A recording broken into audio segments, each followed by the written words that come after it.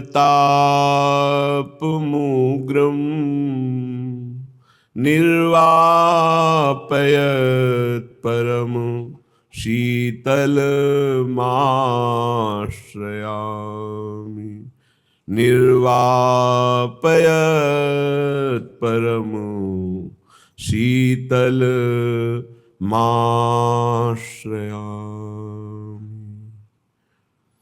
सुंदर स्वामिनी प्यारी हमारी,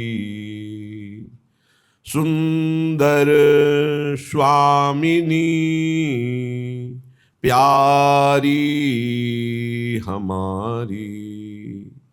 छवि निधि सहज रूप उजियारी, छवि निधि सहज रूप उजियारी। सुंदर स्वामिनी प्यारी हमारी, प्यारी हमारी। मुख छवि कोटि चंद सोनी को, हसन दशन दुति भावती जी को।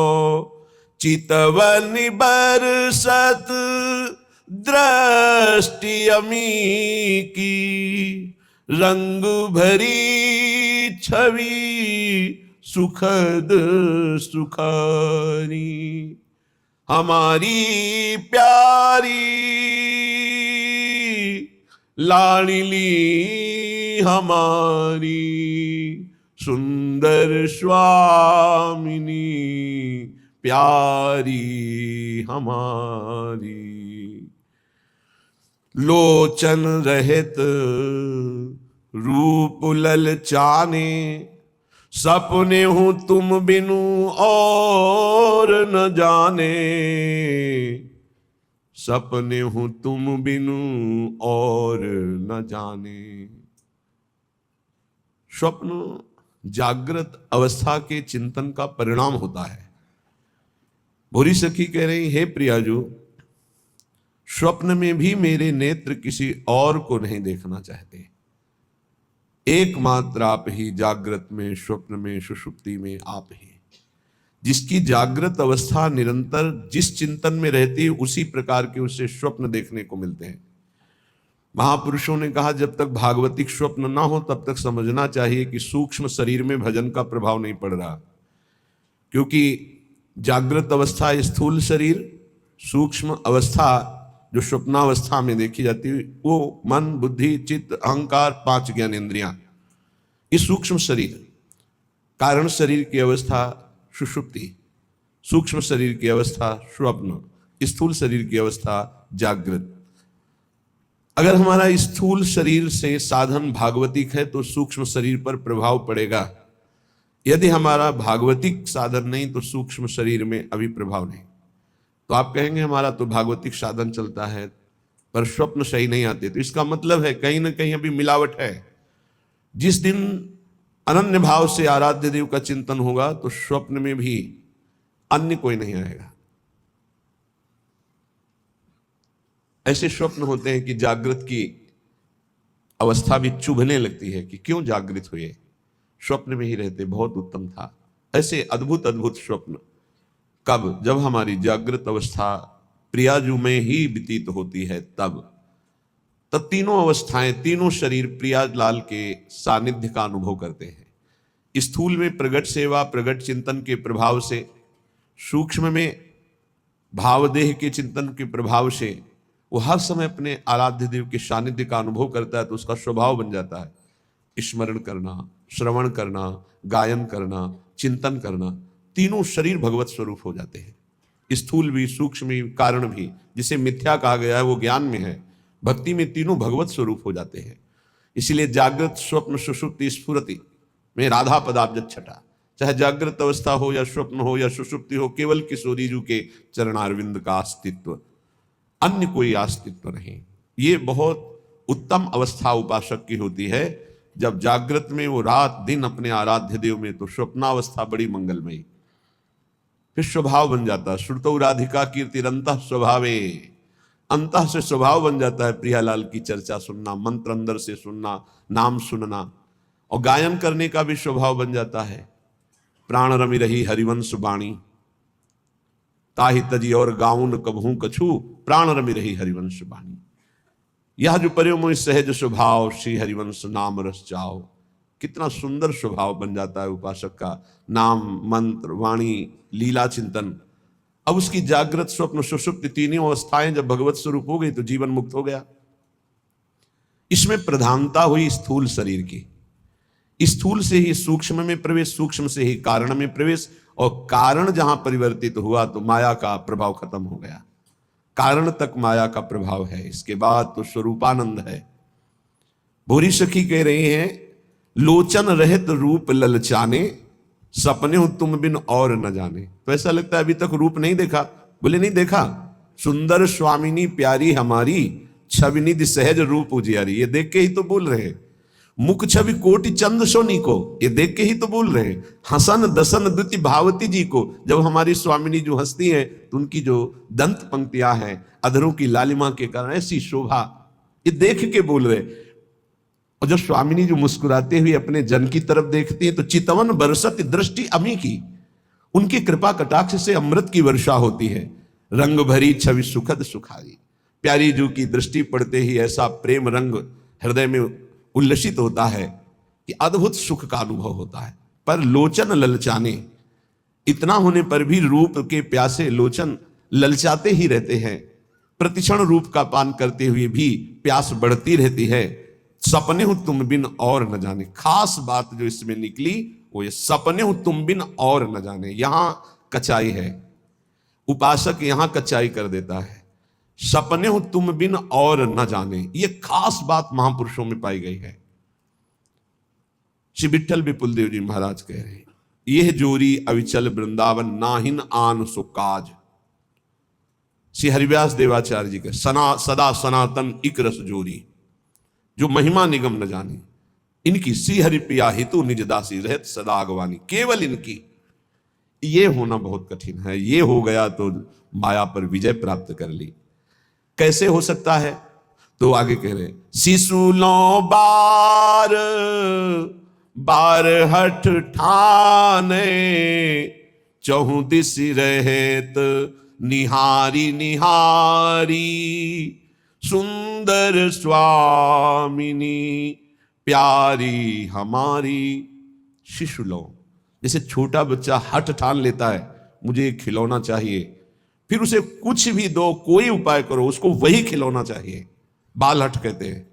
ऐसे ही भक्त का हठ हो जाता है, योगी का हठ हो जाता है अपने आराध्य देव के प्रति। मुझे आपके सिवा और कुछ नहीं चाहिए, आपके सिवा कुछ। ये कोई महान हृदय ही हठ करता है, आपके सिवा मुझे कुछ नहीं। नहीं, ये भोग ले लो, ये पद ले लो, ये प्रशंसा ले लो, ये लोक लोकांतर का वैभव ले लो, नहीं, मुझे आप चाहिए।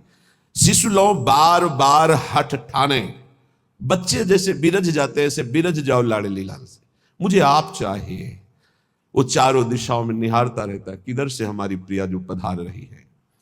तो हंसी कृपालु विधु बदन दिखावे, सहज माधुरी पान करावे।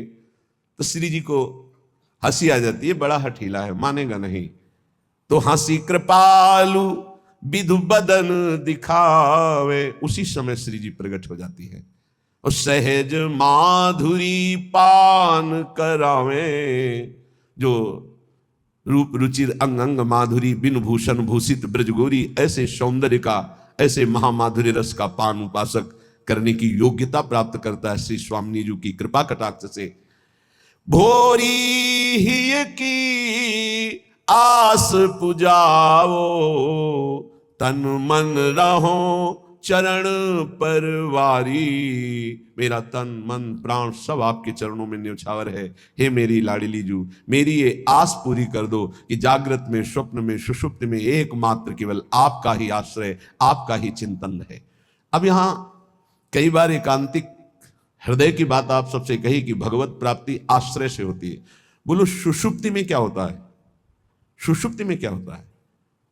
एकमात्र आश्रय होता है। मूर्छा में क्या होता है? एकमात्र आश्रय होता है। जब हम गाढ़ निद्रा में होते हैं तो जो हम सोचकर सो रहे होते हैं और जब जगते हैं तो पूरा समय उसी में माना जाता है। ध्यान रखना, ये सिद्धांत है। जैसे सोते हुए राधा राधा राधा, फिर जब जगे तो निश्चित देखना उस समय चलेगा राधा राधा राधा, तो आपका जितना समय नींद में गया वो सब भजन माना जाएगा। निद्रा समाधि स्थिति, जो समाधिस्थ महापुरुषों को लाभ मिलता है वही भक्त को निद्रा में भी प्राप्त हो जाता है। क्यों? वो अपने इष्ट में सोता है, इष्ट में जगता है, इष्ट में विचरता है, इष्ट में व्यवहार करता है। श्रीपाद प्रबोधानंद जी महाराज कह रहे हैं, सकृदपि यदि दृष्टा हंत वृंदाटवी त्वं, सकृदपि यदि राधा कृष्ण नामाभ्यधाई, सकृदपि यदि भक्त्या सन्नतस्त्वत्प्रपन्नो, ध्रुवमः तदा मां नोपोक्षतासि। आहा, एक बार सकृदपि कहते हैं, एक बार सकृदपि यदि दृष्टा हंत वृंदाटवी त्वं, हंत हाय उसने अपने जीवन को व्यर्थ नष्ट कर दिया जिसने एक बार भी वृंदावन का दर्शन नहीं किया। और यदि एक बार वृंदावन का दर्शन कर लिया जीवन में एक बार, वो कभी नरक नहीं जाएगा, उसकी कभी दुर्गति नहीं हो सकती। कितना बढ़िया लाभ है। भगवान के एक वचन है, अपनो परण विशार भगत को पूरो परण निभाऊं।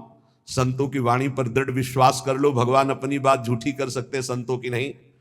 जब भीष्म जी ने भगवान को देखा, दासी रूप से द्रौपदी को लेकर हमारे पास आए और हमें छल से आशीर्वाद दिलवा दिया, सौभाग्यवती भव, तब कहा ठीक है, मुझे पता चल गया है कि मेरे प्रण का तो खंडन होगा ही, क्योंकि आप हो। आपने जब मैंने प्रण लिया पांचों पांडवों को जीवित रहा तो मारूंगा, तो आपने सौभाग्यवती का आशीर्वाद दिलवा दिया। तो आज मैं गंगा पुत्र भीष्म आपके बल से प्रण लेता हूं कि आपने जो प्रण किया था कि महाभारत युद्ध में अस्त्र नहीं कहूंगा, तो मैं गंगा का पुत्र भीष्म नहीं कहलाऊंगा यदि कल तो आपसे अस्त्र ग्रहण न करवा दूं। भगवान ने कहा आपके लिए, पर अपना प्रण तोड़ना है मेरे लिए कोई खास बात नहीं। अपनो परण विसार भगत को पूर्व परण निभाओ।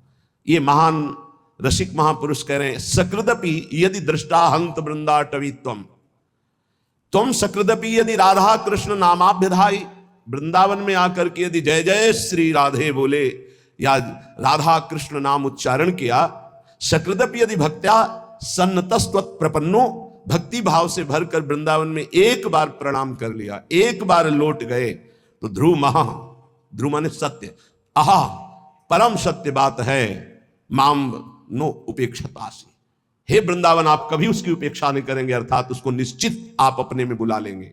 एक बार वृंदावन आ गया, एक बार यहां आकर जय जय श्री राधे बोला, यार बोल देते हैं एक बार, जय जय श्री राधे श्याम, बोले सकृदपि यदि राधा कृष्ण नामाभ्यधाई, एक बार प्रिया प्रीतम की जय जय बोल दिया, एक बार वृंदावन आ गया, एक बार प्रणाम करके वृंदावन भूमि में लौट गया, तो ध्रुव महा परम सत्य, वो नरक नहीं जाएगा, उसको भगवत प्राप्ति होगी। आप सोच सकते हैं भगवत प्राप्ति कैसे हो सकती है? पूरा रजिस्टर पाप लिखा हुआ है, एक बार वृंदावन आया, एक बार प्रणाम किया, एक बार राधा बोला, एक बार बिहारी जी के दर्शन किया, इसका क्या फल होगा?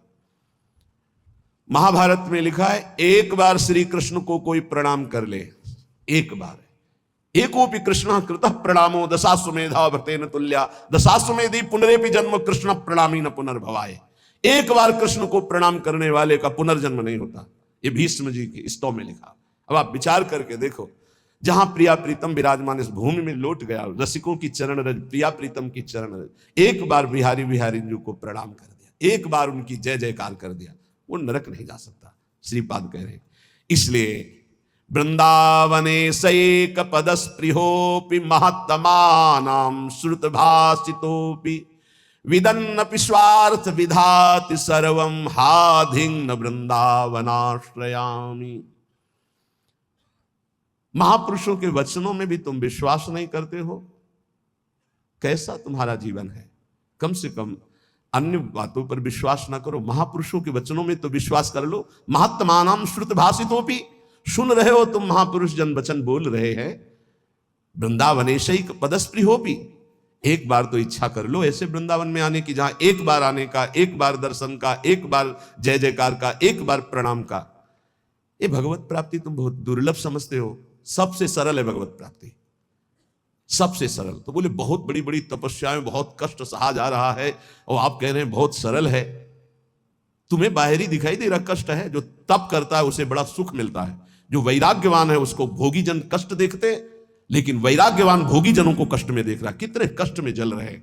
तुम्हें वैराग्यवान कष्टयुक्त लग रहा है कि दिगंबर है या एक लंगूटी लगाए है, भूखा प्यासा है, उसको जो परमानंद है वो ब्रह्मा को भी नहीं है। वैराग्यवान को, फिर बोधवान को, फिर प्रेमी को तो बात ही क्या है। महात्मानाम श्रुत भाषितोपि, ये बड़े बड़े महापुरुष जो बोल रहे हैं उसे सुनो। जितने भी संबंधी हैं, जितने भी भोग पदार्थ है, जितना भी ऐश्वर्य है, ये परमार्थ को विध्वंस करने वाला है। परमार्थ को विदन्नपि स्वार्थ विधाति सर्वम हाधिंग, धिक्कार है यदि आप अपने परमार्थ के नाश करने वाली क्रिया करते हो, परमार्थ के नाश करने वाली बातें देखते हो, सुनते हो, बोलते हो। तुम महापुरुषों की बातें सुनकर भी उनके आज्ञा में क्यों नहीं चलते हो? क्या आज्ञा? वृंदावनेशैक पदस्पृहोपि, एक बार कदम बढ़ाओ ना श्रीधाम वृंदावन की तरफ, और एक बार वृंदावन में आ जाओगे तो तुम्हारे जीवन का परिवर्तन हो जाएगा। पर धिक्कार है, ये सब बातें सुनकर भी भगवत प्राप्ति की इच्छा नहीं जागृत होती। श्रीपाद कह रहे, दिव्यानेक विचित्र पुष्प फलवत वल्ली तरुणाम ततिर, दिव्यानेक मयूर कोकिल सुखाद्यानंद माद्यत खगः, दिव्यानेक सरासरित गिरिवरः प्रत्यग्र कुंजावली, दिव्या कांचन रत्न भूमिरपि माम वृंदावने मोहयत, मुझे मोहित कर रहा है वृंदावन। मोहयत माम वृंदावने मोहयत, देखो देखो मुझे वृंदावन मोहित कर रहा है। कैसा दिव्य वृंदावन प्रकाशित हुआ। दिव्यानेक विचित्र पुष्प फलवद वल्ली तरुणाम तति, कितने सुंदर सुंदर वृक्षों में कैसी लताएं लिपटी हुई, सुंदर रंग बिरंगे फूल और इतने सुगंधित, दिव्य दिव्य अनेक विचित्र लताएं, वृक्षों का आलिंगन किए हुए दिव्य दिव्य पुष्पों के गुच्छे। भावना करो ऐसी सौरभ भौरे मतवाले होकर के गुंजार कर रहे हैं, रसीले फल लगे हुए हैं, और दिव्य दिव्य अनेक मोरों के झुंड उन वृक्षों के नीचे नृत्य कर रहे हैं, और शाखाओं पे बैठी हुई कोकिला गान कर रही हैं। शुक शाखा जो सुख आदि हैं पक्षी, वो ऐसे आनंद उन्मत्त होकर के गान कर रहे हैं मानो राग रागिनियां मूर्तिमान बैठी हो। शुक शारिका, दिव्य अनेक अनेक हंस कलरव कर रहे, दिव्य सरोवर, दिव्य नदियां, दिव्य पर्वत, कैसी नवीन नवीन कुंजे और स्वर्णिम कांतिमयी रत्न जटित वृंदावन की भूमि, इसने मुझे मोहित कर लिया। भूमिरपि माम वृंदावने मोहयत, भुवा स्वच्छाश्चिंता मणिभिरति चित्रैर्विरचिता, चिदानंदा भाषः फल कुसुम पूर्ण द्रुमलता, खगश्रेणी सामस्वर कलकलाश्चिद रस सरित, शरांसी सी वृंदावन मनु मनो में विस्मृतु। अहो मेरा मन विस्मृत अवस्था को, देहातीत अवस्था को प्राप्त हो रहा है। कैसी सुंदर स्वच्छ भूमि वृंदावन की, दिव्य वृंदावन की, करोड़ करोड़ चिंतामणियों से जटित ये भूमि, कैसा सुंदर रासमंडल, कैसी चिन्मय लताएं, कैसा चिन्मय फल, कैसे चिन्मय पुष्प, और यहां के पक्षी जब गान करते हैं तो शाम वेद की ध्वनि प्रकट होती है। खगश्रेणी सामस्वर कलकलाश्चिद रस सरित, अर्थात जो वृंदावन के पक्षियों की चहचहाट कलरव है, इनको जो श्रवण करता है तो चारों वेदों के पाठ का उसे फल मिल जाता है। धाम है, बड़ा दिव्य है। राधा यशो मुखरमत्त खगावली के यहां के पक्षी श्री जी का जस गान कर रहे हैं, और यहां के जो सरोवर हैं उनका जो जल है, भूमि में ऐसा कोई तीर्थ नहीं है जो वृंदावन ब्रज धाम के सरोवरों की जल की समानता कर सके, क्योंकि जितने तीर्थ हैं तीर्थ पाद श्री हरि के चरणों से हैं, और यहां तीर्थ पाद हरि जिन चरणों में नमन करते, प्रिया चरण रज जान के लुठत रसिक सिरमौर, वो लाडली जू का ये क्रीड़ा स्थल है वृंदावन, ये ब्रज भूमि। इसलिए श्रीपाद कितनी महिमा की बात कहे, वृंदारण्ये वरम श्याम क्रमिरपि परतो नो चिदानंद देहो, मुझे वृंदावन में नाली का कीड़ा बना दिया जाए, मैं याचना करता हूं, और वृंदावन के बाहर मुझे चिदानंद देह प्राप्त नहीं चाहिए। ये जब वृंदावन की दिव्य महिमा को श्रीपाद जाने तो ये बात कही। ये कैसी कोई साधारण बात नहीं है। ये मानव देह में ऋषि स्वरूप से दिव्य वृंदावन का आनंद ले रहे हैं, तो क्या कह रहे हैं? वृंदारण्य वरम, मैं श्रेष्ठ मानूंगा, श्याम क्रमिरपि, यदि मुझे कीड़ा बना दिया जाए नाली का, परतरो न चिदानंद देहो, अन्यत्र मुझे चिदानंद देहधारी बना दिया जाए तो मुझे नहीं चाहिए। क्या है दिव्य वृंदावन की अनुपम महामाधुरी। श्री भट्ट देवाचार्य जी कह रहे हैं, यदि वृंदावन के बाहर मुझे हरि भी मिले तो मैं आंख उठा के नहीं देखूंगा। विपिन राज सीमा के बाहर हरि हूं को न निहार, रे मन वृंदा विपिन निहार। यद्यपि मिले कोटि चिंतामणि तऊ न हाथ पसार। जय श्री भट्ट धूलि धूसर तन, ये आशा उर्धार, रे मन वृंदा विपिन निहार। ए भाई, वृंदावन के बाहर हरि भी हो तो आंख मत लड़ाना, मत आंख उठा के देखना, क्योंकि वृंदावन के बाहर होते हुए चतुर्भुज नारायण रूप हो गए। यही ब्रह्महृद अक्रूर घाट से बाहर होते ही प्रभु का स्वरूप, चतुर्भुज स्वरूप भगवान का अद्भुत वैभव प्रकाशित हो गया। क्योंकि वहीं देखा अक्रूर जी ने कि अनंत शेष सैया पर शयन करने वाले चतुर्भुज नारायण वही शेष जी बलराम और वही भगवान नारायण हरि रूप। तो हमारे जो द्विज मुरली मनोहर वृंदावन विहारी नवनिवृत्त निकुंज से पधारे वो यही हैं, कभी एक कदम भी बाहर नहीं गए। वृंदावन परित्यज्य पाद में कम न गच्छति, ये एकांतिक रहस्य भगवान का प्रेमी जनों के सिवा और कोई नहीं जानता। भगवत रसिक रसिक की बातें रसिक बिना को समझ सके ना। श्रीपाद कह रहे हैं, जहां श्री भट्ट देवाचार्य जी कह रहे धूल धूसर तन, बस ये सबसे बड़ी उपलब्धि है। वृंदावन की रजल शरीर में लगी हो और प्राण छूट रहे हो राधा राधा राधा, तो वो बात बनेगी जो बड़े बड़े योग साधना से नहीं बनती। इसीलिए कह रहे आंख उठा के बाहर मत देखो, धैर्य पूर्वक समय काट लो, इसी रज में प्राण त्याग दो। वृंदारण्य वरम श्याम, वरम माने श्रेष्ठ होता है। मेरे लिए सबसे श्रेष्ठ बात क्या होगी कि यदि मुझे वृंदावन में कीड़ा बना दिया जाए। क्रमीरपि पर तो न चिदानंद देहा, बाहर मुझे कहीं चिदानंद देह भी मिले तो मुझे नहीं स्वीकार है, वृंदावन में मुझे कीड़ा बनना स्वीकार है। रंकोपि श्याम तुल्य परमहीन परत्राद्भुतानंत भूति, यहां मुझे रंकोपि बहुत गरीब दरिद्र बना के रखा जाए तो मैं रहना पसंद करूंगा, लेकिन वृंदावन के बाहर मुझे अनंत विभूतियों का स्वामी बना दिया जाए तो मैं रहना पसंद नहीं करूंगा।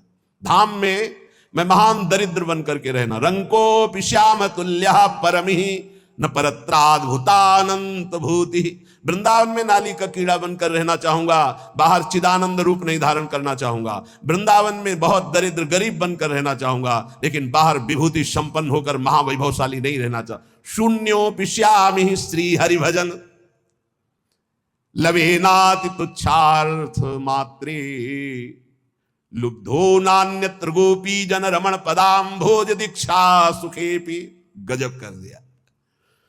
वृंदावन में एक सेकेंड के लिए भी भजन ना हो तो मुझे कोई परवाह नहीं। लव शून्यम, शून्य श्यामी हरि भजन लवे नाति, एक क्षण पूरे जीवन भजन ना हो तो मुझे कोई परवाह नहीं। काफी अच्छा लग रहा होगा, नहीं लग रहा? यही समस्या है। इन महापुरुषों के हृदय की बात को समझना थोड़ा कठिन है। देखो, जिसको इतना वृंदावन से प्रेम हो, भजन बिना रह कैसे सकता है? हमको ही बता दो, कैसे रह सकता है? भजन का मतलब क्या होता है? जिससे अधिक प्यार होता है उसका चिंतन होता है। इनको वृंदावन से प्यार है तो वृंदावन की गोद में प्रिया प्रीतम खेल रहे हैं। ये प्रिया प्रीतम के बिना एक सेकेंड नहीं रह सकते, इनके प्राण निकल जाए, ये जी नहीं सकते। अभी आपने ऊपर सुना कि तुम महापुरुषों की बातों को सुनकर धारण क्यों नहीं करते हो? देखो वृंदावन कैसा चिदानंद रूप प्रकाशित करता है। अभी सुना आपने? ये तो कुंज निकुंजों की शोभा में जो विहरण करने वाले हैं वो प्रभु, क्या वो श्रीपाद को नहीं दिखाई दे रहे? ऐसे महापुरुष जैसे हरिराम व्यास जी करे, काहू के बल भजन को काहू के आचार, व्यास भरोसे कुंवर के सोवत पांव पसार। तो लगता है इनको भजन से मतलब नहीं। भैया इनका रोम रोम भजन में है। महापुरुषों की बातों को समझना। वृंदावन में जो कबहू कछुक भजन नहीं होए, रज तो उड़ी लागे तने पीवे यमुना तोए। यमुना जी की पावन स्पर्श करती हुई लहरों को जो वायु और रज को लेकर जो वायु बिना भजन कराए छोड़ेगी। चलत फिरत सुनियत यह श्री राधा वल्लभ लाल, ऐसे वृंदा विपिन में बसत रहो सब काल। ये 25-26 वर्ष पहले की बात कह रहे हैं। यहां हार्न नहीं बजा सकते थे आप, स्कूटी का या कार का हार्न नहीं बजा सकते। खिड़की खोलो, राधे बोलो, जो ए राधे मार्ग दीजिए ऐसे। और जिससे पहला शब्द रिक्शा वाले से बात करना है तो राधे, वो उत्तर देगा तो राधे। धीरे धीरे प्रभाव बदल रहा है, आधुनिकता का ऐसा प्रभाव बदल रहा है। नहीं, ये देखा है, यहां हार्न नहीं दिया जाता था, यहां राधे राधे बुलाया जाता है। ये धाम है। धीरे धीरे वो जैसे हवा चलेगी तो फिर आएगी ना, तो आधुनिकता की हवा चली हुई, इतनी बाढ़ आ रही है आधुनिकता की कि नाम छूटता जा रहा है। ये धाम है। मथुरा में यहीं से केवल सीमा पार हो, मथुरा में जय श्री कृष्ण, वहां आपको सुनाई दे, वहां जय जय श्री राधे अगर कोई बोलेगा तो वृंदावन का होगा जय श्री कृष्ण। ये केवल महामहिम धाम, इस महापरा विद्या राधा नाम की गूंज हो रही। यहां श्रीपाद कह रहे हैं, लव माने बहुत छोटा समय होता है, जीवन में लव भर भी भजन ना हो तो मुझे कोई परवाह नहीं। इसका मतलब समझ रहे हो? वृंदावन वासी का वास ही बहुत बड़ा भजन हो जाता है। भजन के 4 अंग हैं, नाम रूप लीला धाम। रूप का चिंतन नहीं हो रहा, नाम जप नहीं हो रहा, लीला चिंतन नहीं हो रहा, तो धाम में हो। 4 अंग हैं भजन के। अब जो धाम में उसे नाम अपने आप पकड़ लेगा। देखो वृंदावन का प्रभाव सुनो, ये भजन कराए बिना रह नहीं सकता आपको। हिया फिरे स्वार्थ आपने भजन गए फिरे बाह। उद्दंडता मत ले आना अपने मन में ये बात सुन करके। ये निष्ठावान महापुरुषों की जो चरम निष्ठा है, वो भजन की स्थिति ऊपर है, वो कर नहीं रहे, हो रहा है उनका भजन। वो उनकी स्थिति को समझना है। कह रहे लव मात्र हरि भजन ना हो तो भी मुझे कोई परवाह नहीं। नाली का कीड़ा बना दो, बाहर चिदानंद होकर नहीं रहना चाहता। वृंदावन में टुकड़े मांगकर जीऊंगा, गरीबी दरिद्रता से निवास करूंगा, पर बाहर विभूति संपन्न मैं महान वैभवशाली नहीं होना चाहता। वृंदावन में एक लव मात्र के समय का भी भजन न हो तो मुझे कोई परवाह नहीं, आजीवन वृंदावन अखंड वास करूंगा। अब जो आगे की बात कह रहे हैं बहुत होश से समझना है, नहीं तो गड़बड़ हो जाएगा। कह रहे हैं लुब्धो नान्यत्र गोपी जनरमण पदाम्भोज दीक्षा सुखेपी, तुच्छार्थ मात्रे, तुच्छार्थ कहते हैं भोगों को, तुच्छ अर्थ जिनका निकलता भोग। यदि मेरे हृदय में तुच्छ भोगों की लालसा जागृत है तो भी मैं वृंदावन में ही रहूंगा।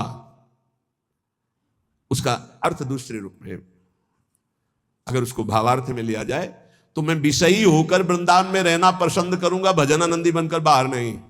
मैं दरिद्र होकर वृंदावन में बसना पसंद करूंगा, वैभवशाली होकर बाहर नहीं। मैं नीच कीड़ा बनकर रहना पसंद करूंगा, चिदानंद देह नहीं। और कह रहे हैं लुब्धो नान्यत्र, मैं कहीं लुब्धायमान नहीं हो सकता। अगर कोई कहे कि गोपी जन रमण के पाद पद्मों की प्राप्ति में बाहर तुम्हें करा देता हूं, आ जाओ, तो मैं कदापि नहीं जाऊंगा, यहां विषयी बनकर रहना पसंद करूंगा। गजब की निष्ठा, गजब की निष्ठा। आगे एक श्लोक आता है जो कभी भी किसी को बचेगा नहीं। बहुत विचित्र कोटि निष्ठा वही होती है जो विचित्र कोटि की होती है। श्री कृष्ण के प्रेम में उन्मत्त होकर मैं बाहर रहना नहीं चाहता, लेकिन वृंदावन में घोर विषयी बन करके भी मैं रहना चाहता हूं। और ऐसे महापुरुष हैं जो ब्रह्मबोध संपन्न है, जो भगवत प्रेम को प्राप्त महापुरुष है। ये भला ऐसा, ये कुछ है वृंदावन की ऐसी महामहिमा जिसमें श्रीपाद लुब्धायमान है। ध्रुवदास जी, श्री वृंदावन दास जी, हरिवंश महाप्रभु, प्रथम यथामति प्रणवो श्री वृंदावन तिरम्य श्री राधिका कृपा विलु, क्योंकि इसमें मेरी प्यारी जो विराजमान है। वृंदावन सर्व महताम अपहाय दूरात वृंदाटवी मनुसर प्रणयन चेता सत्तारणी कृत स्वभाव सुधार सौघम राधा विधान में दिव्य निधान। ये हम नहीं करेंगे भजन, अब हमारी श्री जी है ना। जिस दिन हमारी श्री जी ने देखा मेरे महल में पड़ा हुआ ये विषयी पुरुष है, उसी दिन ऐसा महाप्रेमी बना देंगी। बिल्कुल यहाँ फिरे स्वार्थ आपने भजन गहे फिरे बाह। और देश के बसत ही अधिक भजन हो, यही सम तो पूजत नहीं वृंदावन रहे सोए। कैसे कोई वृंदावन की महिमा को पार पा सकता है? और देश के बसत ही घटत भजन की बात, वृंदावन में स्वार्थ हो उलट भजन हो जात। बड़े भाग्यशाली जिनको ये महिमा सुनने को मिली और अपने हृदय में धारण किया। अगणित रवि कोटि प्रस्फुरत दिव्य भाति सकृदपि हृदि भातई शीतलानंद वृष्ट्या प्रशमित भवतापैर दुर्लभार्थान दुहदद्भिः परम रुचिर्हैमा संख्य वृक्षै परीतम। करोड़ करोड़ सूर्यों की सी कांति यहां के वृक्षों की डालों से प्रकट होती है। यहां सूर्य चंद्र का प्रवेश नहीं वृंदावन में, दिव्य वृंदावन में। भगवान कहते न तद्भासते सूर्यो न शशांको न पावकः यद गत्वा न निवर्तन्ते तद्धाम परमम मम। ये परम धाम सूर्य चंद्र अग्नि का प्रवेश ही नहीं है।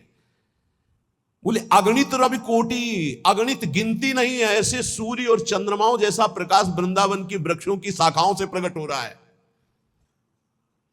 कैसा रमणीय वृंदावन, जहां हमारे प्रिया प्रीतम गल भैया दिए हुए चल रहे, कोई सखी छत्र लिए, कोई चवर लिए, कोई बाजत मृद मृदंग नाचत सभय सुधंग, नृत्य करते हुए कोई आगे चल रहे, कोई मृदंग वीणा वेणु ऐसे वाद्य बजा रहे, कोई पुष्पांजलि अर्पित करे, कोई जय हो खग मृग पशु पंछियों का कोलाहल, और ऐसी सुंदर सुंदर दिव्य लताएं फूली हुई प्रिया प्रीतम के अंग की सौरभ संपूर्ण वृंदावन को सुवासित कर रही। ये चिदानंद सुख। इसीलिए कहते हैं मानव देह से ही ये प्राप्त हो सकता है, और सबको सौभाग्य नहीं मिला। ये पूरे विश्व में कितने प्राणी हैं? अरे भारत में मनुष्य केवल 140 करोड़ बताए गए। कितने बैठे हैं? 200, 500, 1000 इतने हैं। कितने सुनेंगे? इनमें कितने पकड़ेंगे? पकड़ने वालों में कितने चलेंगे? चलने वालों में कितने पहुंचेंगे? को एक पाओ जो कहे हरिवंश रस, बिरलो समझनहार, एक दो ही जो पाइए, खोजी सब संसार। बहुत बढ़िया सौभाग्य है। श्रीधाम वृंदावन में बैठ करके प्रिया प्रीतम के निज महल की महिमा सुन रहे हैं। अब महापुरुषों की वाणी जो सिद्धांत की है उसको अपने आचरण में उतारे।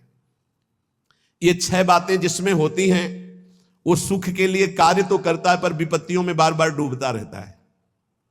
महापुरुषों की बातें 6 बातें सुख के लिए करने वाले मनुष्य में विपत्तियां पैदा करती रहती हैं। पहला, जो भजन से विमुख है और स्वार्थ परायणता में रत है।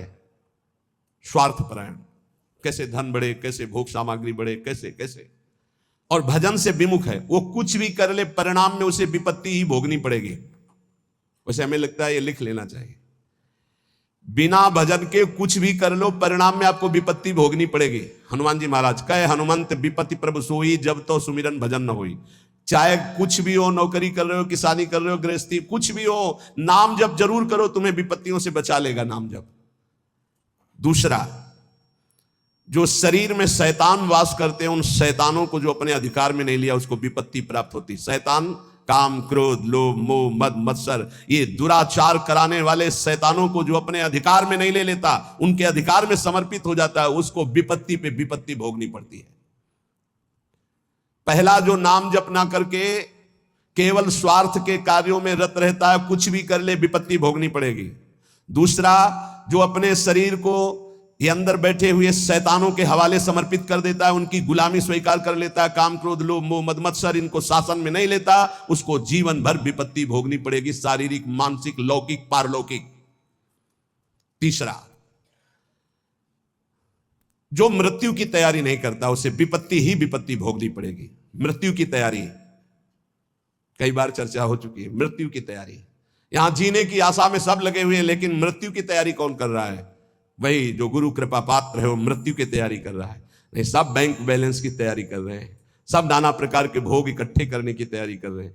तुम्हारे बाप बाबा तुम्हें इतना कमा के नहीं देंगे कि तुम बैठे बैठे खाओ, तो तुम कमा के जब इतना जाओगे ना तो ये बैठे बैठे इतना उपद्रव करेंगे कि जेल जाएंगे, नरक वाले काम करेंगे। नहीं, ये सुधरेंगे। ये सुधरेंगे तब जब इनको ठोकरें लगेंगी और स्वयं में ये तैयार होंगे, तब ये लोग पर लोग संभाल लेंगे। ये भोग सामग्री से सुधरने वाले नहीं।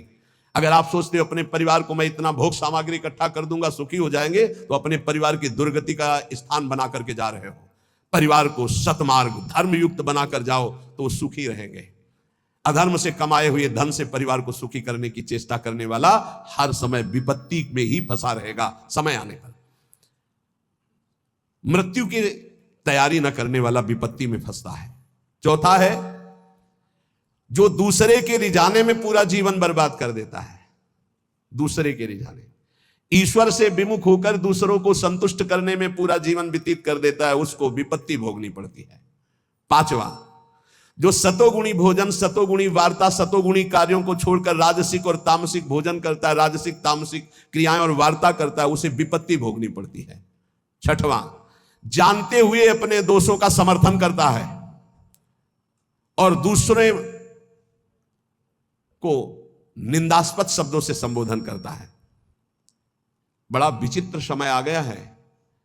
कल एकांतिक में कह रहे थे कि हजारों लोग जिस बात को आप मना करते हैं उसका सपोर्ट कर रहे हैं, तो फिर हम उसी बात को मानेंगे जिसे हजारों लोग, तो हजारों लोग गलत करें तो वो गलत को गलत नहीं बोलोगे, सपोर्ट करने लगोगे।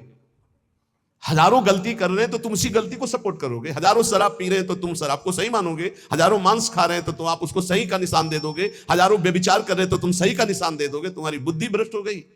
धर्म शास्त्रों के विरुद्ध आचरण करने वाले चाहे करोड़ों हो जाएं तो भी उसका विरोध होता रहेगा। अगर अंदर से आप विरोध करोगे तो निकल जाओगे दुर्गुणों से। यही बात कह रहे हैं, अपने दोषों का समर्थन करने वाले की दुर्गति होती है, विपत्ति में फंसता है। भगवान कह रहे त्यागा शांतिरंतरम, और उपदेश दिया दे रहा भोगा शांतिरंतरम।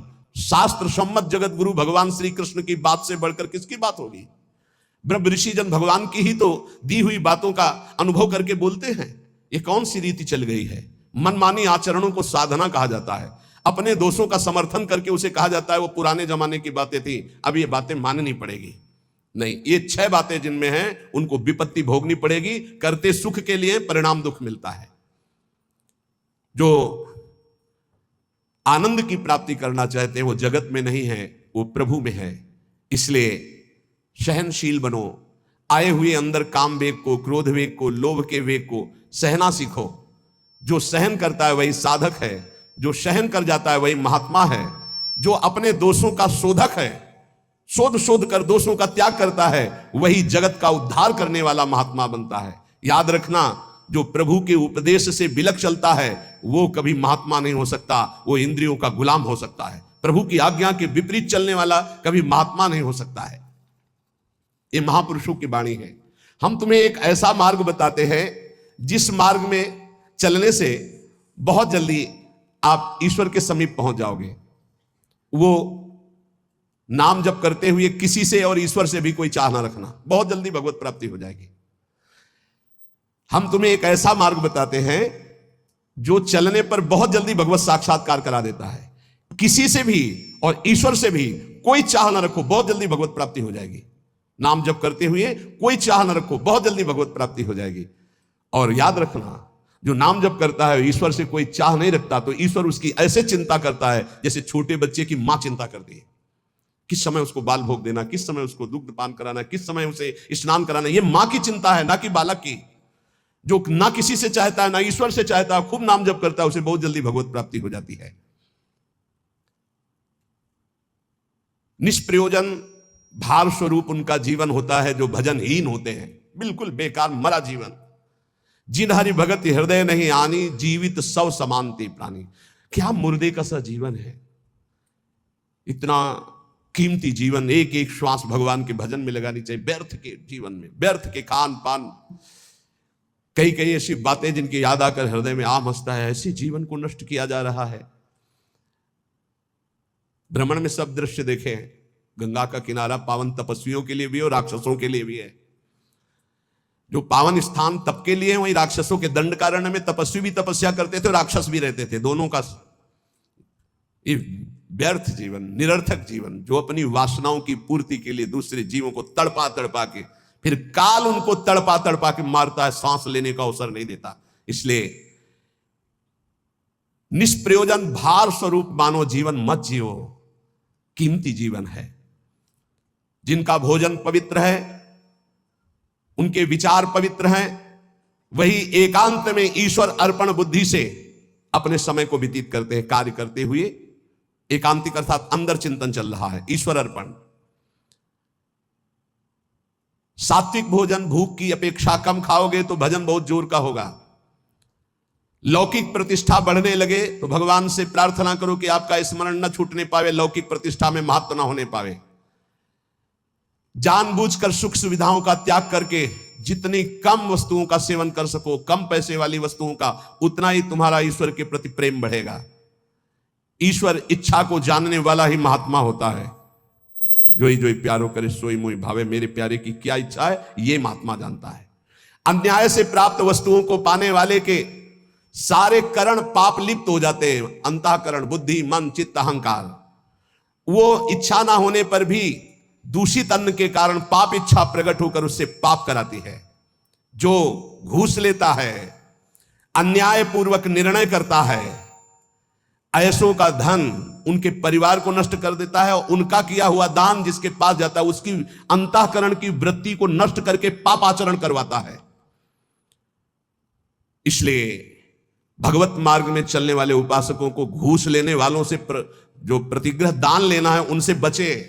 खूब खुली बात है। ये जो अन्याय अधर्म करना पैसे के बल से सीख गए हैं, अपने पद का दुरुपयोग, ऐसे लोगों से जो दान लिया जाता है, ऐसे लोगों से जो अर्थ लिया जाता है, वो केवल पाप विचार बढ़ाता है, पाप आचरण बढ़ाता है। इसलिए बहुत सावधान। देखा महाप्रभु चैतन्य देव से जब महाराज प्रताप रुद्र बड़े महाभागवत थे, उनके दर्शन करने की बात सामने रखी गई कि वो दर्शन करने आना चाहते, तो उन्होंने कहा तुमने क्या समझ रखा है, एक मैं वीतराग सन्यासी में राजा के दर्शन के उनके लिए दरबार में जाऊं या उनको यहां बुलाऊं, मुझे क्या आवश्यकता है। नहीं, राज दर्शन भी निषेध। ऐसा जो उपासक चाहता है कि मैं सच्चे भाव से भगवान के मार्ग में चलूं, तो पाप कर्म करने वालों से, उनके द्वारा दी हुई वस्तुओं से बहुत दूर बच करके, भूखे रह जाओगे तो ठीक है, उनका अन्न न जाने पावे।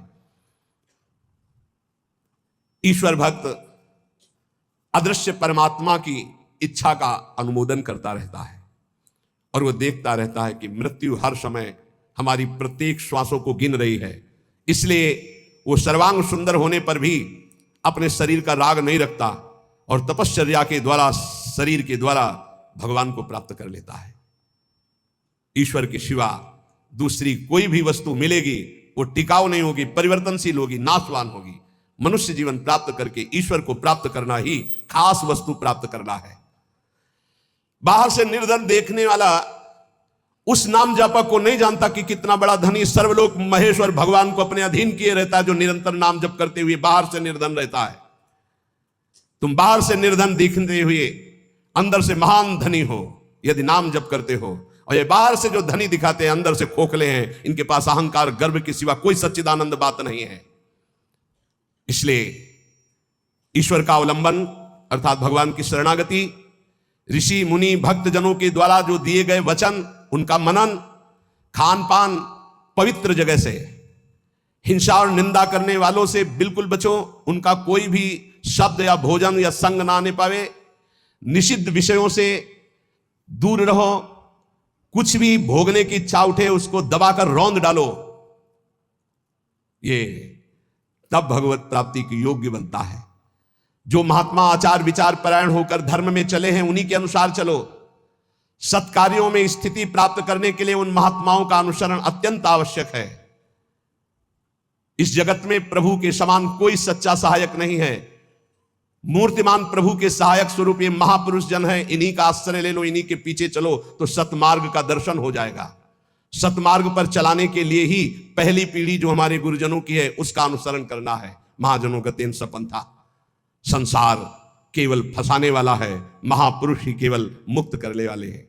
कल एक भगत कह रहे थे, हमारे पिताजी ने कसम खवाया कि वृंदावन गए तो तुम्हें हमारी कसम है, हमारा मरा मुख देखोगे। कसम का मतलब ये, बोले आपको गाली देते हैं। उनका धन्यवाद, कम से कम गाली दे रहे, साफ तो नहीं दिया। दक्ष ने साफ दे दिया नारद जी को, नारद जी को साफ दे दिया। कब? जब उनके पुत्रों को बाबा जी बना दिया। भगवान के मार्ग में जब प्रशस्त कर दिया दक्ष के पुत्रों को, तो दक्ष जी ने जल हाथ में लिया। जब नारद जी गए तो ये नहीं पूछा कि क्या हालचाल, कहा मैं साफ देता हूं, हमारे पुत्रों को भगवत मार्ग में लगा दिया, तुम 2 घड़ी से ज्यादा कहीं जिंदगी में टिकी ना पाओ। 2 घड़ी का मतलब होता है 48 मिनट। बोले इतने में तुम बहुत बड़ा काम कर देंगे, 48 मिनट में तुम बाबा जी बना देंगे भगवत मार्ग के पति। बोले आपके प्रवचन सुनकर हम माला जप करते हैं, बाणी पाठ करते हैं, थोड़ा तिलक लगा लेते हैं वृंदावन की, तो वो कहते हैं हमारे लड़के को बर्बाद कर दिया इस नाम लेके। तो बात सही है, जो अपनी श्वासों को व्यर्थ में बर्बाद करते हैं, शराब पीते हैं, मांस खाते हैं, बेविचार करते हैं, गंदे आचरण में चलते हैं, क्या कैसे माता पिता हैं इस बात के लिए राजी हैं कि मेरा बेटा नरक जाए?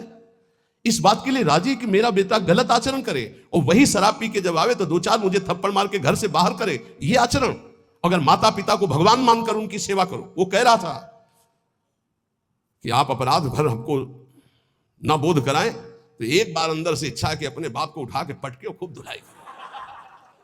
तो हम कहा अगर हमें मित्र मानते हो तो एक शब्द भी कटु मत बोलना। गुरु मानते हो कि नहीं वो तो तुम जानो, दोस्ती के लिए तो हम हाथ फैलाते हैं, हम हित मित्र हैं। अगर हमें मित्र मानते हो तो ऐसे माता पिता के रोज पैर छुओ, उनमें भगवान की भावना करो और मेहनत करो, लेबरी करके भी कमाओ और उनको खवाओ पियाओ, और वो जब हमारी निंदा करें तो कान में अंगुली डाल लो और अपने सतमार्ग में चलो। बड़ा विचित्र समय है।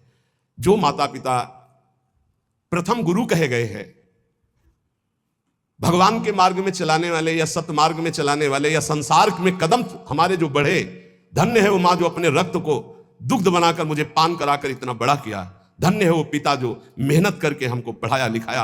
अब वो चाहे जितना कड़ुआ बोले, हम उसे भगवान की तरह पूजेंगे। सबको ये मानना चाहिए। उनकी वृद्धावस्था है, वो कुछ भी बोल सकते हैं, बड़े लोग हैं, हमें उनकी सेवा करनी, उस सतमार्ग में चलना है। तो यहां कह रहे कि महापुरुषों के सिवा अपना कोई सतमार्ग बताने वाला नहीं, इसलिए संतों की बात को मानना चाहिए। वो अहेतुकी मित्र हैं, तुम्हारा अमंगल नहीं कर सकते हैं। इस जगत में प्रभु के समान कोई सच्चा सहायक नहीं, और प्रभु ही महापुरुषों के रूप में प्रेरित करते हैं आकर के अपने मार्ग को। इसलिए मन को सत्य मार्ग में चलाने के लिए पहली सीढ़ी संत महापुरुषों के वचनों के आधार पर चलो। आज हम सबके ऋणी हैं, सच्ची हृदय से ऋणी हैं। धन्यवाद देते हैं कि आज इस कलयुग के प्रचंड तांडव काल में आप संतों की बात मान रहे हैं। इसलिए हम आपके चरणों में प्रणाम करते हैं, क्योंकि इसमें आपका मंगल है। आप स्वस्थ रहेंगे, आप भगवत भजन करते हुए अच्छे आचरण वाले रहेंगे, तो आप हमारे बहुत बड़े हितैषी हुए। क्योंकि आप सुखी हैं, आपका मंगल हुआ, तो मेरे कर्तव्य का पालन हो गया, मेरे साधु वेश का धारण करना सार्थक हो गया। आप हमारे बड़े सहयोगी हैं, आप हमारी भागवतिक उन्नति के बहुत बड़े कारण बन गए। क्योंकि हम धन्यवाद के पात्र तभी बनेंगे जब हमारी बात को मानकर आप धन्य हो जाएंगे। हमारा कल्याण हो गया, हमारा मोक्ष हो गया, तो बहुत छोटी बात है। अगर हमारी बात से आपका कल्याण न हुआ तो हमारी बात की बात क्या रहेगी। तो हमारी बात को सार्थक और समर्थ बनाना आपका कर्तव्य है। यदि आपने अपने कर्तव्य का पालन किया तो मेरे कर्तव्य का अपने आप पालन हो जाएगा कि मेरा साधु वेश धारण करना, मेरा जीवन धारण करना, मेरा भजन करना, मेरा सतमार्ग में चलना सार्थक हो गया। हमारे देश के यदि 2-4 हजार लोग भी कुमार्गगामी प्रवृत्तियों को छोड़कर भगवत मार्ग में चल रहे तो हृदय से आशीर्वाद देता हूं। आशीष देने के लिए तपस्या की जरूरत नहीं होती। मां अपने बच्चे को आशीष देती तपस्या से नहीं, दुलार से। आप स्वस्थ रहिए, आपकी बुद्धि स्वस्थ रहे, आपके जीवन का परम लक्ष्य भगवत प्राप्ति आपके हाथ में आवे, आप कभी गलत आचरणों में ना फंसे। अगर वार्ता को सुन करके अपने मन में धारण करेंगे तो निश्चित ये वस्तु आपको प्राप्त होगी, क्योंकि हमारा जन्म सिद्ध अधिकार है भगवत प्राप्ति करना। जो संतों में पूर्ण श्रद्धा रखते हैं, अध्यात्म विषय में चलना चाहते हैं, उनको परमात्मा साक्षात्कार निश्चित हो जाता है। जो संतों में पूर्ण विश्वास करते कि ये जो कह रहे हैं सत्य है। कभी भी अगर दान शब्द का आया है तो मन का दान कीजिए, श्वासों का दान कीजिए, अपने जीवन का एक एक कर्म भगवान को समर्पित कर दीजिए। ये शुद्ध बातें परमार्थ की। अगर कभी दान पुण्य की बात चली तो पहले कह दिया है कि शास्त्र में लिखा है, इसलिए पढ़ रहा हूं, हमारी आस्था इस पर नहीं है। हमारी आस्था का विषय हर श्वास भगवान नाम स्मरण हो, यही जीवन का परम लाभ। भगवान श्री कृष्णचंद्र जी कृपा करके वर्णन करते हैं कि जब साधना अवस्था से सिद्धावस्था में उपासक पहुंचता है तो उसकी स्थिति क्या होती है। बोले यदृच्छालाभ संतुष्टो द्वंद्वातीतो विमत्सरः समा सिद्धावसिद्धौ च कृत्वापि न निबध्यते। अपने आप जो कुछ भगवान की इच्छा से व्यवस्था हो जाती है उसमें वो संतुष्ट रहता है सिद्ध पुरुष। तो साधक को सिद्धों का अनुसरण करना चाहिए। जथा लाभ संतोष सदा काहू सो कछु न चाहोगे, बहुत बड़ी सिद्धि है। यदि अच्छा लाभ संतुष्टो, मांगना बंद कर दो, ना भगवान से मांगो ना किसी मनुष्य से मांगो, मांगना बंद कर दो। यहां कह रहे मांगो मत, तो ऐसे देने के लिए बोलो मत, दोनों बातें संभाल के। भगवान की इच्छा ऐसे कर दिया, नहीं आया तो बोलना नहीं। कभी तुम बोलो मत और कभी तुम मांगो मत। ऐसे बोलने से अपराध लगता है और ऐसे मांगने से अपने इष्ट की निष्ठा जाती है। और बोल दिया तो कर्जा समझ लेना, और मांग लिया तो आश्रय छूट गया, ये बात समझ लेना। दोनों को अपनी अपनी निष्ठा में रखना है। ना मांगना है और ना देने के लिए बोलना है। ऐसे दे दो, कोई जान नहीं पाया। और जैसे हरि रखते हैं वैसे रह जाओ और उसका एहसान मत मानो देने वाले का, तो दोनों का परमार्थ पुष्ट हो जाए। यदृच्छा लाभ संतुष्टो। बिल्कुल ये हम विनोद में बहुत खास बात बता रहे हैं। कभी संतों से, कभी भगवान के सामने, कभी ऐसे जैसे एक आए थे कि हमने कहा था कि हे हनुमान जी हमारा काम हो जाएगा तो आपको मंदिर बनाओगे, तो काम तो हो गया महाराज, मंदिर नहीं बना तो हमारी दुर्गति होगी। हमका पक्की, इसमें पक्की इसमें कच्ची नहीं होगी। देखो भगवान के सामने संकल्प मत करो। अगर आपको कोई मांग रखनी, देखो सत्संग सुलझाव का है, सत्संग मतलब सुलझना। हमारे बाप हो, हे प्रभु मुझे ये चाहिए, जैसे अपनी मम्मा और पप्पा से मांगते तो कैसे मांगते हैं, हमें चाहिए। उनको हम ये थोड़ी कहते हैं कि हमको ये दे तो तुम्हें हम ये ले आएंगे, तुम्हें वो ले आएंगे, तुम्हें ऐसा प्रलोभन देते हैं क्या? थपड़िया देंगे माता पिता। हमारा बच्चा हमको प्रलोभन देता है, जाल में फंसाना चाहता है, ऐसे थपड़िया जाओगे अगर प्रभु को प्रलोभन। और अगर बड़े दाता बनते हो कि मंदिर बनवा देंगे तो फिर काम हो गया, बनवा मंदिर। नहीं बनवाओगे तो फिर भगवान का जो विधान है वो आपको फिर परेशान करने लगे। कभी संकल्प मत करो, कभी भगवान के मंदिर में कुछ वादा मत करो, कभी संतों के पास कोई वादा मत करो। वादा करो तो फिर अक्षरशः पूरा करो, नहीं मत करो वादा, अपनी मांग रख दो।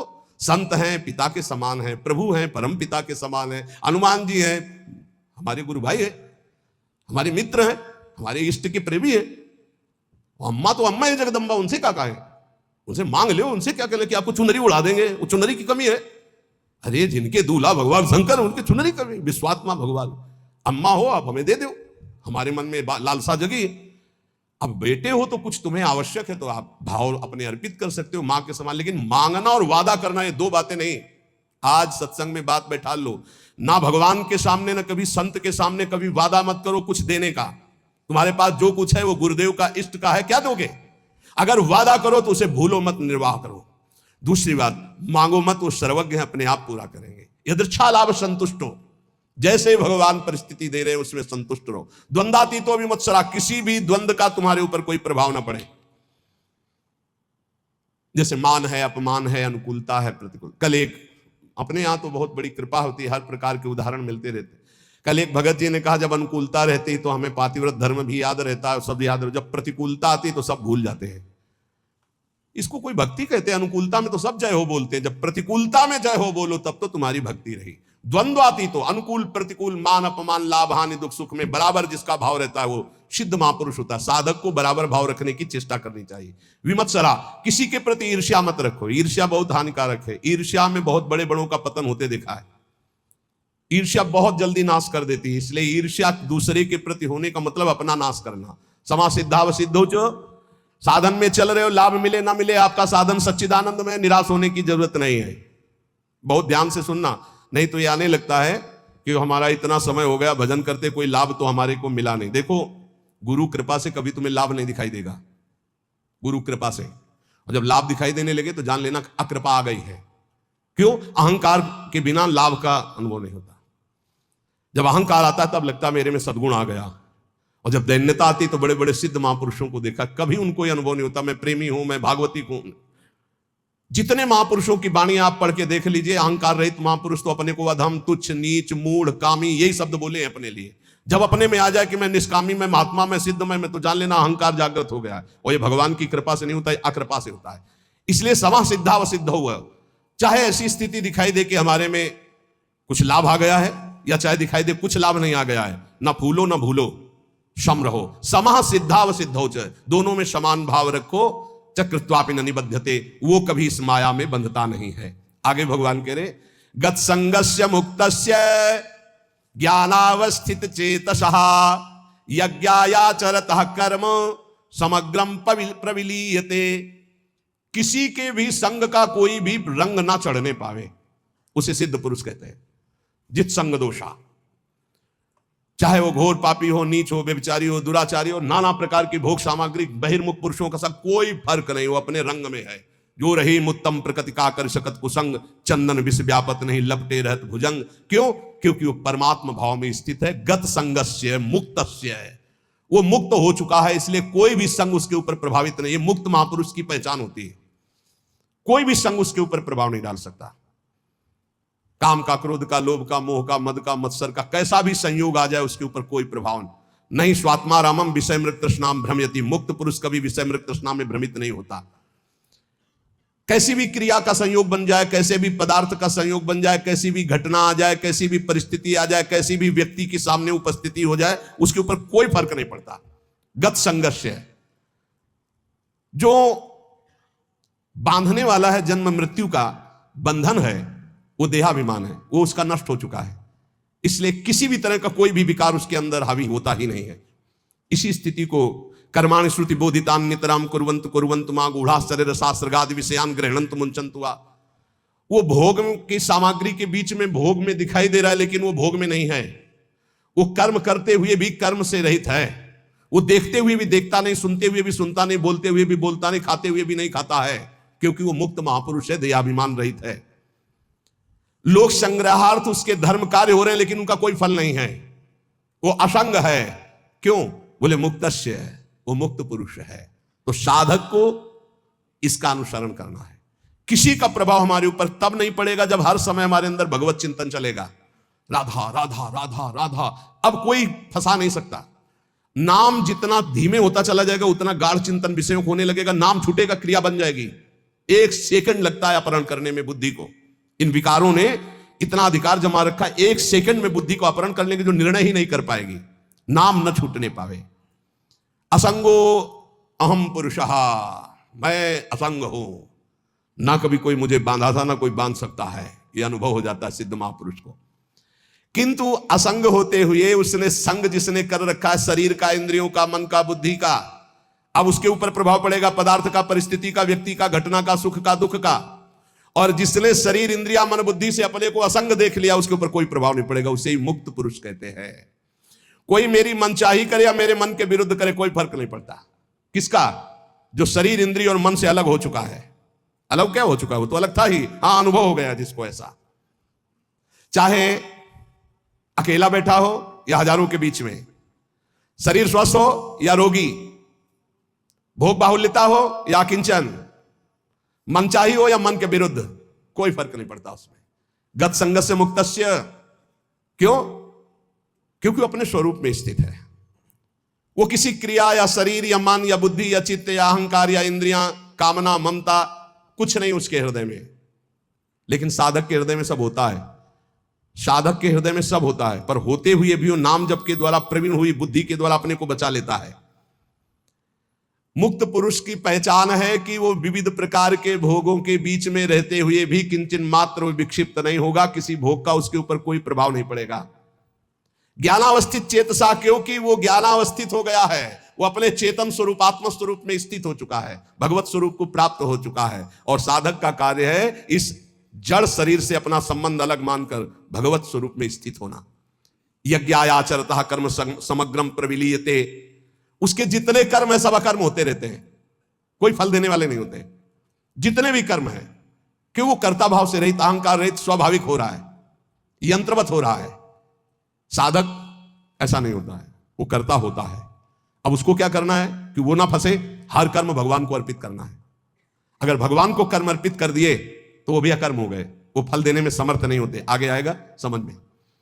ब्रह्मार्पणम ब्रह्म हविर ब्रह्माग्नौ ब्रह्मणाहुतम ब्रह्मैव तेन गंतव्यम ब्रह्म कर्म समाधिना। कर्ता, करण, कर्म, ये 3 हैं। कर्ता जो कर्म करने वाला है, करण जिनके द्वारा होता है, और जो होता है उसे कर्म कहते हैं। कर्ता, करण, कर्म, इन 3 के द्वारा बंधन प्राप्त हुआ है। न कर्ता रहा तो करण है, और कर्म हो रहा है तो फल उसका अकर्म है। जैसे इंजन बंद कर दे और ढलान में गाड़ी छोड़ दे तो न पेट्रोल का खर्चा होगा, वो अपने आप चलती चली जाएगी। इंजन बंद है, बस ऐसे समझ लो। स्वाभाविक प्रवाह कर्म का चल रहा है, कर्ता, इंजन बंद है, कोई भी खर्चा नहीं है, कोई भी बंधन नहीं है। वो जीवन मुक्त महापुरुष।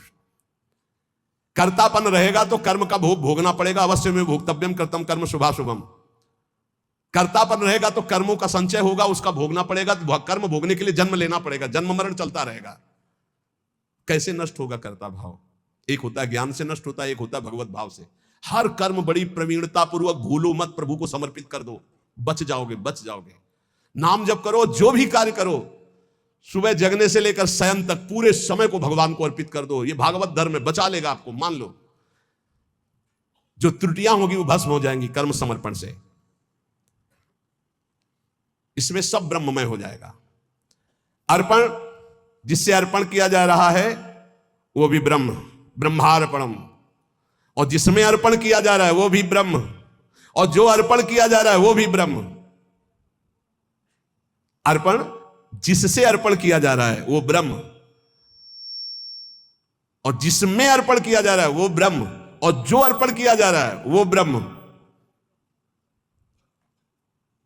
तो स्वयं ब्रह्म की प्राप्ति समाधि अवस्था को हो जाता है।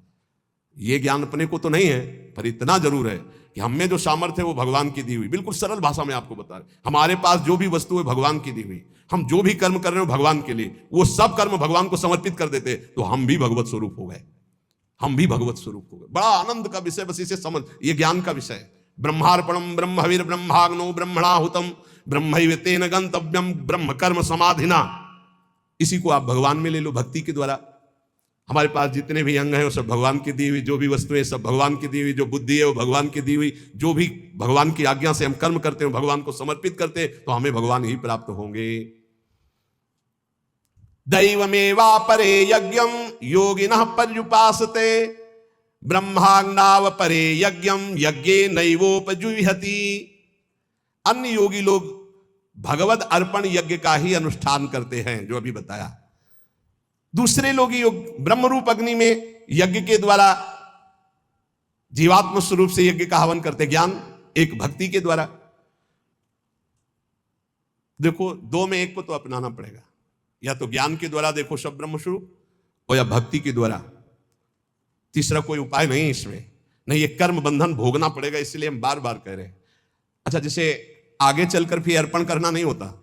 अर्पण करना तब तक होता है जब तक अपना कुछ बकाया रह जाता है, फिर इसके बाद अर्पण कुछ बचा ही नहीं। ये अर्पित, हृदय अर्पित, तो अब ये थोड़ी है कि राधा वल्लभ अर्पणम मस्तु, कुछ रह नहीं गया अर्पण करने के लिए, तो करे क्या? समझ पा रहे हो? अभी आपके पास है इसलिए अर्पण करो, उसमें ज्ञान मत लगाओ। हमारी बात समझना। और जिनको हमारी ये बात समझ में आ रही है, तो अब अर्पण करने की कोई बची ही नहीं बात। क्या? जैसे हमारा तन अर्पित है, हमारा मन अर्पित है, हमारा जीवन अर्पित है। अब इनके द्वारा जो अर्पित, वो उन्हीं का, घर जाए नौकर की कोई पेमेंट नहीं होती। समझ रहे हो? ये आत्मसमर्पण जिनका हृदय से हो गया, उनको कर्म समर्पण करने नहीं पड़ते कि श्री कृष्णार्पणम मस्तु, राधा वल्लभ अर्पणम मस्तु। यहां हो गया है सब अर्पण मस्तु। यहां सब अपने आप सरकारी है। घर जाए नौकर की पेमेंट नहीं होती, चाहे वो बैठा रहे, चाहे फावड़ा चलावे, चाहे कुछ करे, उसका सब कुछ है। वो केवल कहने मात्र को सेवक है, वो स्वामी पर भी अधिकार रखता है। जो पेमेंट लेता है उसकी हर मिनट की पेमेंट है। तो जिसका अपना कुछ है, पति पुत्र परिवार शरीर अपना है, बच जाओगे यदि कर्म अर्पण करने वाली बात समझ में आ गई। नहीं, अवश्य में भोक्तव्यम कृतम कर्म शुभाशुभम। दोनों प्रकार के साधक बैठे हैं, एक अहम ग्रह और एक समर्पित। समर्पित साधक को और एक समर्पित साधक को अगर ये समझ में आ गया है कि अब मेरा कुछ है ही नहीं, तो आपको समर्पण की चतुरासी जी का पाठ किया, राधा वल्लभ अर्पणम मस्तु। अब यहां कुछ अर्पणम मस्तु के लिए है ही नहीं। चतुरासी जी गवाओ, चाहे हल्ला मचवाओ, जितना बोलेंगे वो सब आपकी बात बोलेंगे। हम हंसेंगे तो हमारा भजन होगा, हम चलेंगे तो हमारी परिक्रमा होगी, बात करेंगे तो आपके स्तोत्र होंगे, क्योंकि आपके सिवा हमारा कोई है नहीं। जिनकी ऐसी भावना आ चुकी, उनको अर्पण करने की जरूरत नहीं है। समझ रहे हो? और जिनको ये है, हे परमात्मा, हे भगवान, तो फिर अर्पण कर देना, क्योंकि अभी दूरी है। वही अर्पण कर दें अपने आप को हमारे ऊपर, बस ये बात रह गई है। समझ पाए? अब हमारा तो हो चुका, जो कुछ होना है उनकी तरफ से अर्पण करना रह गया है। समझ में आ रही? हम जितने हैं जैसे हैं, बोले अधूरा अर्पण है, तो कह तो रहे हैं हम जितने हैं जैसे हैं, हो चुका हमारी तरफ से, अब अपनी तरफ से कर लियो। अधूरे समझ में आ रहे ना, तो पूरे कर लियो। बोले कुछ अर्पण है कुछ नहीं अर्पण है, तो सब अर्पण कर लो। अब हमारी तरफ से ऐसे हो चुका है, कोई परवाह नहीं। अगर ऐसा है तो बोलने की जरूरत नहीं, राधा वल्लभ अर्पणम मस्तु, ये बोलने की जरूरत नहीं। और अगर ये है कि अभी हमारा कुछ है, तो पक्का बच जाओगे। हर कर्म प्रभु को अर्पित कर दो। इसमें कह रहे दैव मय्वा परे यज्ञम योगिनः पर्युपासते ब्रह्माग्नाव परे यज्ञम यज्ञे नैवोपजुह्यति। एक है कि वो सब कर्म भगवान को समर्पित करते हैं, भगवान की सामर्थ्य से, भगवान के द्वारा दी वस्तुओं से भगवत कर्म हो रहे, भगवान को अर्पित। एक है ब्रह्माज्ञाओपरे यज्ञम यज्ञ नैवोपजुह्यति, ज्ञान के द्वारा। अब अपने अर्पणम मस्तु एक बार हो गई, अब बार बार नहीं होगी। गुरुदेव ने संकल्प करवा के तनुवांग मनोभिरमलय सोहम तवै आश। अब जैसे कोई आपसे कहे कि अधूरा अर्पण है इसीलिए अनुभव में नहीं आ रहा है, तो आपसे हम सलाह ले रहे हैं क्या? अगर गुरु जी कह दे और श्री जी कह दे तो अब उनसे भी कहना है कि जानते हो ना अधूरा है, आप भी जानते हो ना अधूरा है, तो पूरा कर लो, हमारा जितना होना था हो गया, आप कर, हमारी तरफ से अब काम खत्म। देख लो अंदर से बिल्कुल हम वो बात कहते हैं जो मुक्त होना है, श्री जी से मिल जाना है। अपने ऊपर रखोगे तो पूरी जिंदगी भर परेशान रहोगे, वो खेलते रहेंगे, तुम्हारी तरफ नहीं देखेंगे। जब जान लेंगे ना ये कि अभी हो गया इसका जितना होना था, तो वो अपना प्रोसेस शुरू कर देंगे।